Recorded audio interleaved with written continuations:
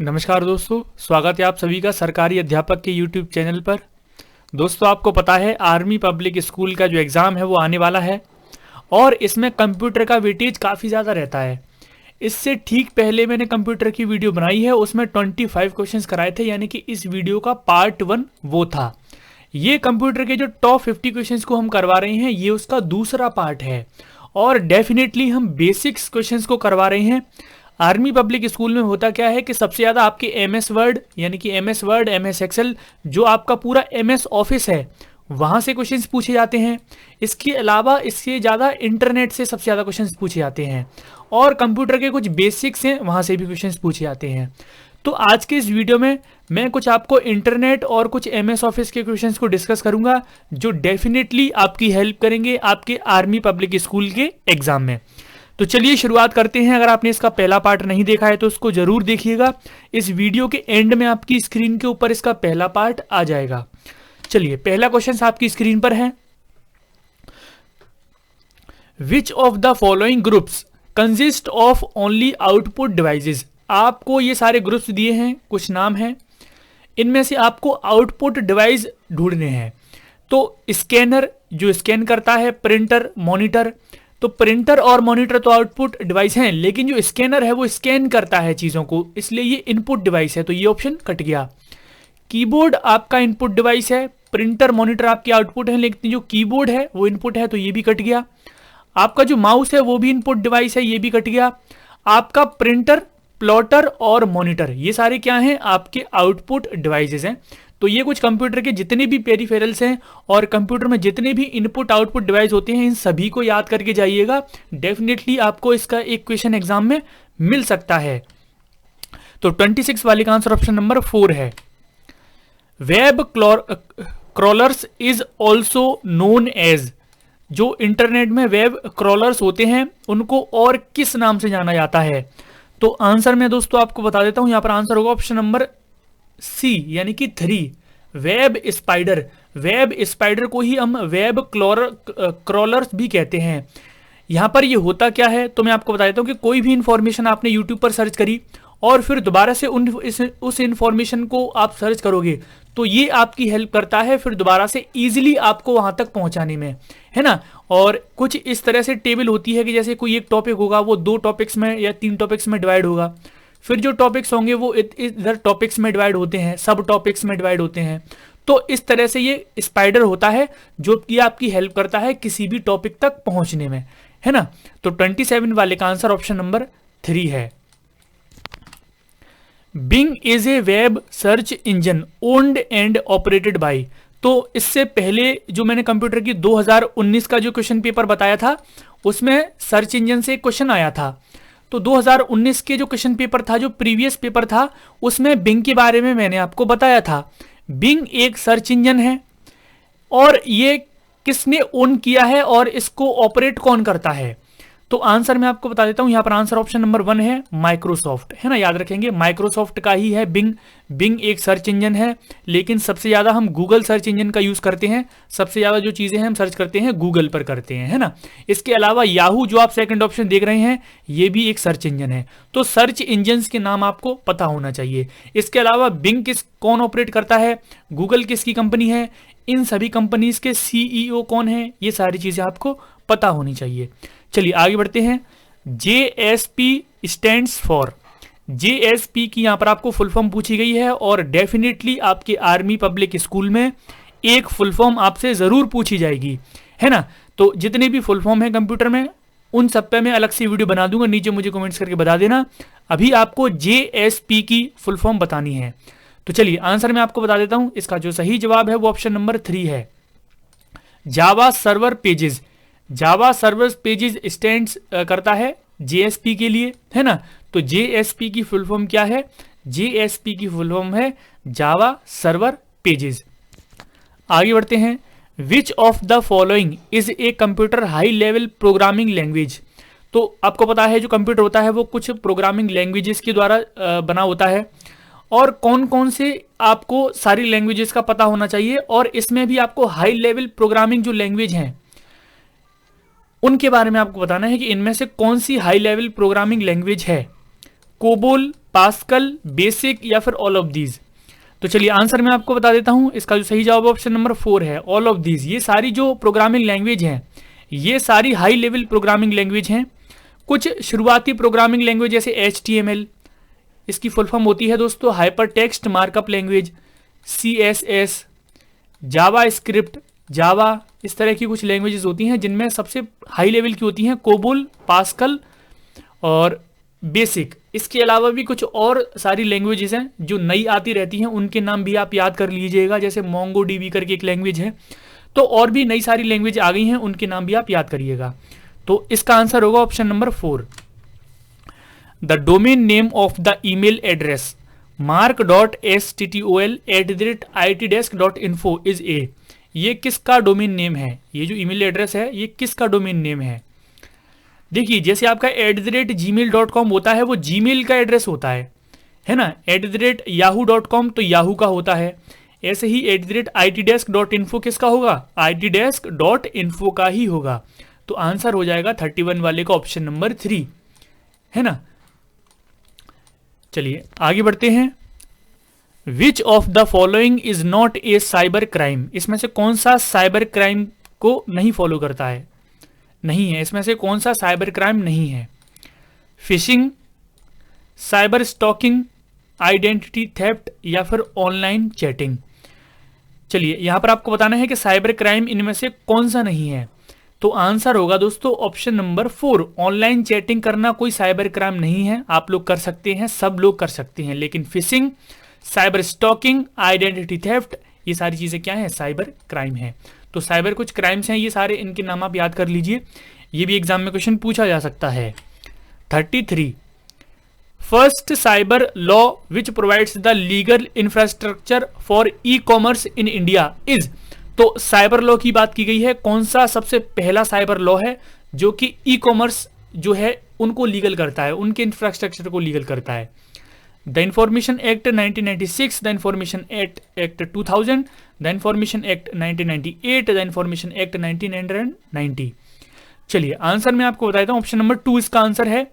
The information act 2000 जो कि provides करता है लीगल इंफ्रास्ट्रक्चर, किसको? E commerce in India. E commerce जो सेक्टर है उसको प्रोवाइड्स करता है ये लीगल इंफ्रास्ट्रक्चर। चलिए 33 वाले का आंसर ऑप्शन नंबर 2 है।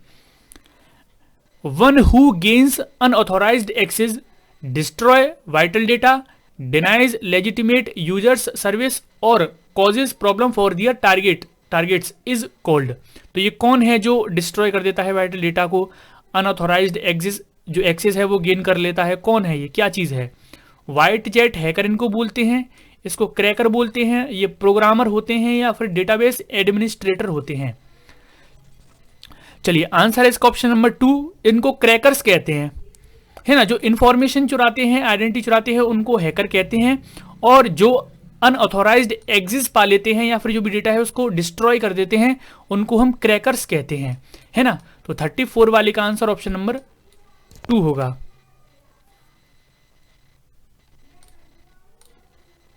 In the field of computer virus stands for.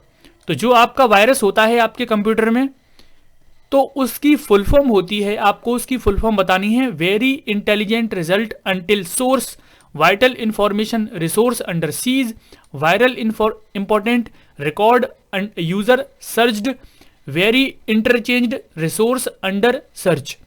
चलिए वायरस की मैं फुल फॉर्म आपको बता देता हूं, ऑप्शन नंबर 2 इसका आंसर है, vital information resource under seize. ये वायरस की फुल फॉर्म है। वायरस की फुल फॉर्म आप याद कर लीजिए, ये क्वेश्चन आपसे एग्जाम में पूछा जा सकता है। बिब्लियोमेट्री इज, बिब्लियोमेट्री क्या है? Function of library network, information management service, information management tool, library service. क्या है बिब्लियोमेट्री?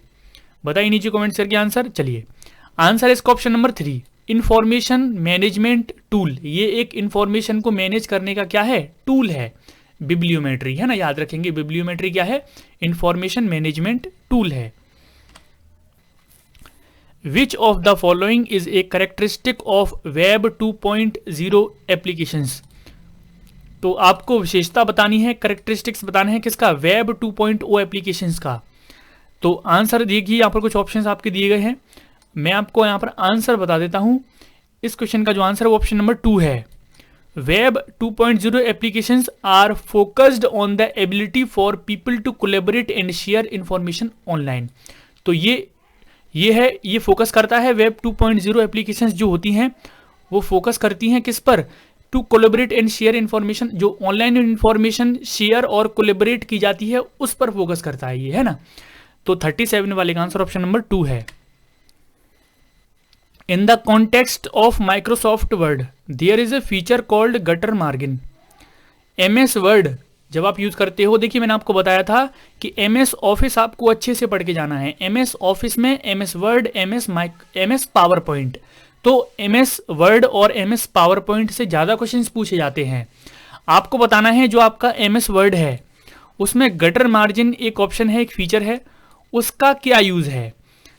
Improve the clarity of graphics and images, give provision for better document binding, improve the clarity of the printed text, facilitate the insertion of page numbers। चलिए answer मैं आपको बताता हूँ, इसका answer option number 4 है।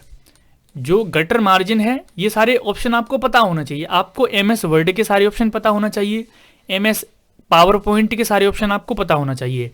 अगर आप चाहते हैं कि मैं आपको एक अलग से वीडियो बनाऊं जिसमें मैं आपको पूरा MS पावर पॉइंट दिखाऊं कि कौन सा ऑप्शन क्या होता है, किस चीज़ को क्या बोलते हैं, वो सारी चीज़ें मैं आपको बता दूंगा, क्योंकि MS power point MS word से ज़्यादा क्वेश्चंस पूछे जाते हैं। MS power point MS word में कौन कौन से ऑप्शन, कौन कौन से मेन्यू में आते हैं वो आप ज़रूर पढ़ के जाइएगा, वो आपके ज़्यादातर पूछे जाते हैं, है ना। चलिए आगे बढ़ते हैं। Computer tools such as Word, Excel and PowerPoint are products owned by which of the following companies।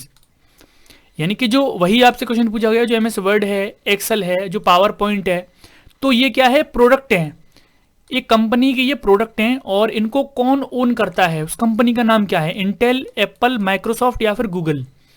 देखिए इसमें जो पूरा नाम होता है इसका MS Word, तो जो वहाँ पर MS की फुल फॉर्म होती है वो होती है माइक्रोसॉफ्ट, है ना। तो ये कंपनी है माइक्रोसॉफ्ट, इसका आंसर ऑप्शन नंबर 3 है। माइक्रोसॉफ्ट कंपनी के ही ये प्रोडक्ट हैं, है ना। 39 वाले का आंसर ऑप्शन नंबर 3 होगा। Computer which offer information are called, जो कंप्यूटर होते हैं जो कि इंफॉर्मेशन को ऑफर करते हैं उनको क्या बोला जाता है। And those which seek information, और उस इंफॉर्मेशन को जो रिसीव करते हैं उनको क्या बोला जाता है। Server, clients, clients server, applications, complex softwares, system software, application software. चलिए आंसर मैं आपको बता देता हूं, इसका आंसर ऑप्शन नंबर 1 है। जो कंप्यूटर इंफॉर्मेशन ऑफर करते हैं उनको सर्वर्स बोला जाता है, और जो सीक करते हैं उस इंफॉर्मेशन को उनको क्लाइंट्स कंप्यूटर्स बोला जाता है। तो 40 वाले का आंसर ऑप्शन नंबर 1 है। Email address in dash fields are visible to all recipients. Email addresses in dash fields are visible to only the recipient. तो यहां पर एक ईमेल से क्वेश्चन पूछा गया है, तो जो ईमेल और जीमेल वाली जो सर्विस है गूगल की, आप उसके बारे में जरूर पढ़िएगा। पूरा ईमेल या जो जीमेल आपका अगर अकाउंट हो आपके पीसी वगैरह में कुछ में, उसको पूरा खोल के देखिएगा और उसमें क्या क्या ऑप्शन है सारे ऑप्शंस को आप पढ़िएगा। आपको बहुत सारी चीजें पढ़िएंगी। उसमें जो टू आता है ना, जैसे टू एंड CC, उसमें हम बहुत सारे ईमेल एड्रेस डालते हैं, तो वो सारे जो ईमेल एड्रेस डालते हैं वो सारे रिसिपेंट्स को दिखता है। अगर जो BCC वाला ऑप्शन है, इसमें अगर हम सारे ऑप्शंस डाल देते हैं तो जो रिसिपेंट कर रहा है, जो रिसीव कर रहा है, उसको वही इंफॉर्मेशन, वही ईमेल एड्रेस दिखाई देगा। सारे ईमेल एड्रेस इसमें नहीं दिखाई देंगे, क्योंकि CC और BCC में वही ईमेल एड्रेस डाले जाते हैं। जैसे हम एक से ज़्यादा अगर कोई हमें ईमेल भेजने है, जैसे कोई एक पर्टिकुलर मैसेज है बहुत सारे लोगों को भेजना है, तो CC और BCC का हम यहाँ पर यूज करते हैं। 41 वाले का आंसर ऑप्शन नंबर 3 है। FAQ स्टैंड्स फॉर, तो आपने कोई भी वेबसाइट देखी होगी और उस वेबसाइट के एंड में FAQ यानी कि फक क्वेश्चंस होते हैं, है ना। तो वो क्या होता है, फ्रिक्वेंटली आस्क्ड क्वेश्चंस होते हैं, फेवरेट आस्क्ड क्वेश्चंस होते हैं, फेवरेट आंसर्ड क्वेश्चंस होते हैं, फ्रीक्वेंटली आंसर्ड क्वेश्चंस होते हैं। तो वो फक जो बोला जाता है कि फक क्वेश्चंस हैं ये, उसकी फुल फॉर्म क्या है। चलिए आंसर मैं आपको बता देता हूं। 42 वाले का आंसर ऑप्शन नंबर 1 है। फ्रीक्वेंटली आस्क्ड क्वेश्चंस है ना। तो बहुत सारे FAQ में क्वेश्चंस रखे जाते हैं, जो भी विजिटर वेबसाइट पर विजिट करता है वहाँ पर उसको ये FAQ वाले क्वेश्चंस दिखते हैं, जिससे कुछ डाउट्स उनके और ज़्यादा क्लियर हो जाते हैं। तो FAQ की फुल फॉर्म है frequently asked questions. The top most row of keys on the standard keyboard contains, आपका जो कीबोर्ड होता है उस पर जो टॉप मोस्ट कीज होती हैं वो कौन सी की होती हैं, and the longest key on the keyboard is, और सबसे ज्यादा लॉन्गेस्ट यानी कि लंबी जो बटन है, जो की है, वो कौन सा होता है कीबोर्ड में, आपको बताना है। देखिए आपने अगर पीसी थोड़ा सा चलाया तो आपको पता है कि जो स्पेस बार होता है, स्पेस बार, ये जो आप स्पेस बार देख रहे हैं, स्पेस बार वाली जो की है जो कि स्पेस देने के लिए होती है, वो सबसे लॉन्गेस्ट की होती है ना। तो ये आपकी कट गई, क्योंकि एंटर की जो ये होती है वो सबसे ज़्यादा लॉन्गेस्ट की नहीं होती है। अब आपको बताना है कि सबसे ऊपर जो रो होती है उसमें कौन सी की होती हैं, उनको क्या कहते हैं। तो देखिए आपने सुना होगा F1, F2 आपने देखा होगा कीबोर्ड में, F3, ऐसे करके पूरा F12 तक की होती हैं।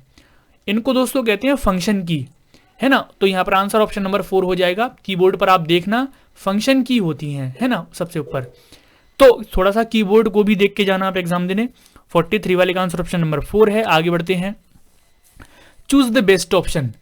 N antivirus program is designed to dash computer virus. एक जो एंटीवायरस प्रोग्राम होता है वो किस लिए डिजाइन किया जाता है, identify and eliminate, scan device and identify, scan device identify and eliminate, scan device and eliminate. देखिए जो एक एंटीवायरस होता है सबसे पहले तो आपके डिवाइस को स्कैन करता है, फिर जो वायरस होता है उसको आइडेंटिफाई करता है, फिर उसको एलिमिनेट कर देता है आपकी पीसी से।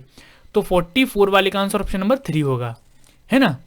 ये एक एंटीवायरस का काम होता है, सबसे पहले वो स्कैन करेगा, फिर आइडेंटिफाई करेगा कि क्या क्या वायरस है, फिर उसको एलिमिनेट कर देगा। Speed of internet connection is measured in, जो इंटरनेट कनेक्शन की जो स्पीड है वो किस में मीजर की जाती है, गीगाहर्ट्ज, GHz, DPI में, PPM में, या फिर GBps में। बताइए नीचे कमेंट्स करके। Speed of internet connection is measured in, चलिए आंसर मैं आपको बता देता हूं। इसका जो सही जवाब है वो ऑप्शन नंबर 4 होगा। आपकी जो स्पीड है कंप्यूटर की वो आपने देखा होगा, इंटरनेट की जो स्पीड है MBps में आती है, कितने MB की स्पीड आ रही है, कितने GB की स्पीड आ रही है। तो MBps, GBps, KBps में स्पीड होती है, तो वो ऑप्शन यहाँ पर नहीं है और यहाँ पर GBps वाला ऑप्शन है। तो आंसर हो जाएगा आपका option number 4। Which of the following is not a type of printer. इससे ठीक पहले वाली वीडियो में मैंने आपको प्रिंटर के टाइप्स बताए थे। अगर आपको पता है तो इस क्वेश्चन का आंसर भी आप नीचे कमेंट्स करके बताएंगे। मैंने वहाँ पर आपको 3 टाइप्स बताए थे, इसके अलावा एक और इंपॉर्टेंट टाइप्स बताया था। तो प्रिंटर के मैंने आपको टोटल 4 टाइप्स बताए थे। अगर आपने वो वीडियो नहीं देखी है तो आपकी स्क्रीन पर आ जाएगी, पहले वो वीडियो देख लेना और इसमें से आपको बताना है कि कौन सा इसमें प्रिंटर का टाइप नहीं है। तो 46 वाले का आंसर आप लोग करोगे नीचे कमेंट्स में। Hitting dash key and dash will open a dialog box for searching a word in PDF file. एक PDF फाइल है आपके कंप्यूटर में खुली हुई है, तो उसमें आपको कुछ भी सर्च करना है, सर्चिंग के लिए एक डायलॉग बॉक्स ओपन करना है। वो कौन कौन सी की आप लोग हिट करोगे कि वो ओपन होगा, Alt+F, Ctrl+F, Ctrl+S, Alt+F। चलिए आंसर मैं आपको बता देता हूं। इसका जो सही जवाब है वो Ctrl+F है। आप अपने जैसे कोई भी PDF फाइल है, मान लीजिए कोई भी PDF फाइल नहीं है, आपकी कोई वर्ड फाइल है, मान लीजिए आपकी कोई PPT यानी कि पावर पॉइंट की फाइल है, आपकी कोई एक्सेल की फाइल है। अगर आपको उसमें कोई वर्ड एक सर्च करना है कि ये वर्ड मैंने कहाँ पर लिखा है, किस पैराग्राफ में है, तो आपको Ctrl+F दबा देना है, एक डायलॉग बॉक्स ओपन हो जाएगा। उसमें आप जो वर्ड टाइप करोगे वो वहाँ पर बता देगा आपको कि ये इतने वर्ड्स हैं, इस पैराग्राफ में हैं सारी चीज़ें। तो वर्ड को सर्च करने के लिए डायलॉग बॉक्स ओपन किया जाता है Ctrl+F से। An dash is a computer program that spreads by inserting copies of itself into other executable code और डॉक्यूमेंट्स। एक कंप्यूटर का प्रोग्राम है जो कि अपनी कॉपीज को स्प्रेड कर देता है। जब इंसर्ट किया जाता है तो अपनी जो कॉपीज़ है वो अपनी जैसी और भी सारी कॉपीज़ बना देता है और एग्जीक्यूटेबल कोड और डॉक्यूमेंट्स में उनको स्प्रेड कर देता है। वो क्या चीज़ है? ऑपरेटिंग सिस्टम है, कंप्यूटर वायरस है, फायरवॉल है या फिर एंटीवायरस है? देखिए यहाँ पर मैं आपको बताता हूँ, आंसर ऑप्शन नंबर इसका 2 है। ऑप्शन नंबर 2 आंसर है। जो वायरस होता है वो जब एक बार किसी पीसी या फिर कंप्यूटर में आ जाता है तो अपने जैसे ही बहुत सारे तुरंत के तुरंत वायरस बना बना के क्या है, स्प्रेड करता रहता है। तो ऐसे ही दिन दुगना रात चौगुना वो बढ़ते रहते हैं और आपके पूरे पीसी में वो फैलते रहते हैं, है ना। उसी के लिए एंटीवायरस लाया जाता है कि उसको आइडेंटिफाई करे फिर एलिमिनेट करे।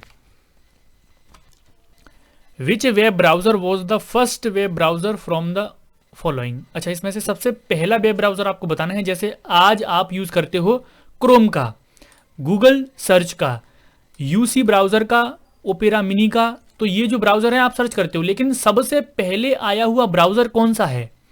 Mosaic, opera, safari, MSIE? इसका जो आंसर है वो ऑप्शन नंबर 1 है, मोज़ेक। जो मोज़ेक है वो सबसे पहला वेब ब्राउजर है, इसका नाम आप याद रखेंगे, है ना। और आज हम किसका यूज करते हैं? सबसे ज्यादा आप क्रोम का यूज करते हैं, है ना। चलिए आगे बढ़ते हैं। लास्ट क्वेश्चन आपकी स्क्रीन पर है कि every web page that is displayed on the internet has a specific address associated with it. This address is known as. कोई सा भी वेबसाइट हो, उसका कोई सा भी वेब पेज हो, उस पर एक एड्रेस होता है, स्पेसिफिक एड्रेस होता है। उसको मैं आपको बता देता हूँ, उसको बोलते हैं URL। URL क्या होता है? जैसे कोई भी वेबसाइट हमने खोली तो वहाँ पर लिखा रहता है HTTPS फिर स्लैश करके www. किसी वेबसाइट का नाम, फिर आगे भी एड्रेस होता है, तो वो सारा URL एड्रेस होता है। तो URL की फुल फॉर्म आपको पता है तो वहाँ पर आप बता दोगे। इसका जो आंसर है ऑप्शन नंबर 1 है, इसका आंसर ऑप्शन नंबर 2 है, यूनिफॉर्म रिसोर्स लोकेटर।